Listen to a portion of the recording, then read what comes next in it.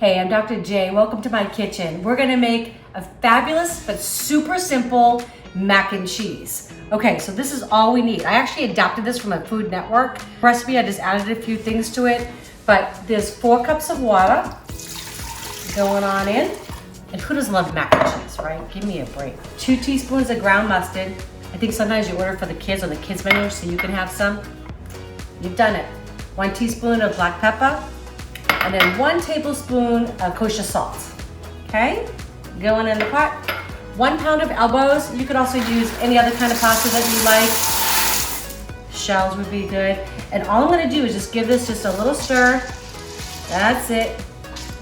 Gonna put the lid on.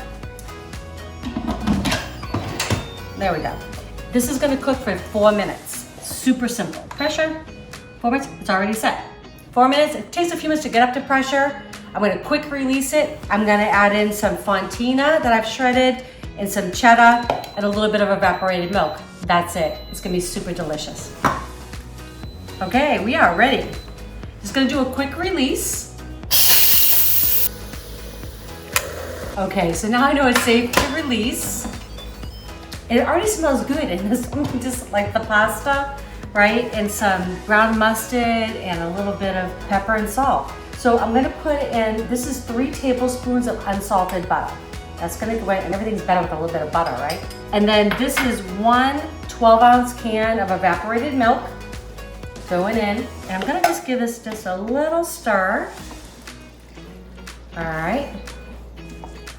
And now all I'm gonna do is add the cheese. So again, I've got 1 cup of the sharp cheddar, and then I have 2 cups of shredded fontina. I shredded this myself. I don't mind doing it, but you know what?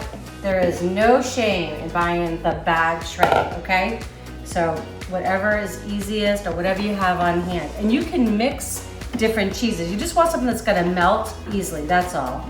And all I'm gonna do is just kind of stir this until it comes together. It takes a little bit of patience. I just love mac and cheese. I love pasta of any kind. I don't know, because it's just comfort food, right? All right, we're almost there. I'm gonna add probably just 1/4 cup of water. Just to loosen it up a bit. Now, I'm actually making this tonight for some friends that are coming in town, and they're not gonna be here for a couple hours, but that's okay. So sometimes the pasta will absorb a lot of the sauce. No need to worry. You can add just a little bit of milk if you have that on hand, a little bit of cream, even a little bit of water would be fine to loosen it up, and then you just heat it up. Okay, my milk is almost melted. I think even the cats are excited. I don't know if you can hear them in the background. Okay, that's it. I mean, literally, it takes about 10 minutes for the Instant Pot to come up to temperature, 4 minutes for this to come together, and then you're literally just stirring things together and you've got mac and cheese. It's homemade. I mean, I know the stuff you can buy. So again, no judgment here. I get it, but you see how easy this is to make. Gotta love your Instant Pot. All right, so you ready to try some, honey? I'm ready. All right.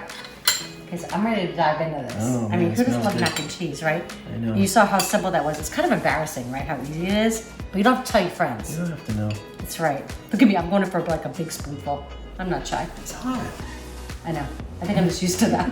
Going in.